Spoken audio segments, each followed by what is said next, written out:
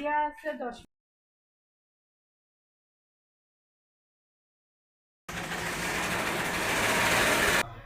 সেটা আসলেই সমবায়ের অবদান।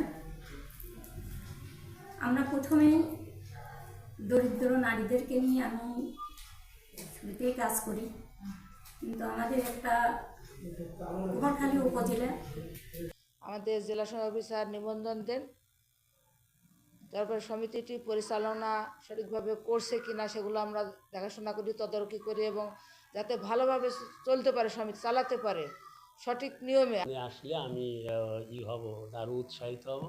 তো আমি সহজে ওনার কথাটা গ্রহণ করি এবং আমি সময় করে আজ এই সমিতিতে পরিদর্শন করতে এসেছি। পরিদর্শন করে আমি খুবই প্লিজড যে এরকম একটা প্লেসে, এরকম একটা জায়গায় এই যে যারা বেকার মহিলাদের সংগঠিত করে সমবায় সমিতির মাধ্যমে ক্ষুদ্র ক্ষুদ্র পুঁজি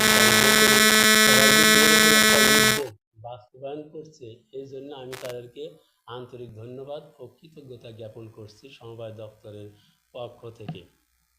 অ্যাকচুয়ালি যে পণ্যটা এরা তৈরি করছে, এটা আমাদের গ্রাম বাংলার মেয়েদের স্বাস্থ্য সুরক্ষার জন্য একটি অত্যাবশ্যকীয় প্রয়োজনীয় উপাদান, যেটা আমরা সকলেই জানি। বয়স সন্ধিকাল থেকে শুরু করে আমাদের যে সময়গুলো থাকে সেই সময়গুলো এটা খুবই প্রয়োজন।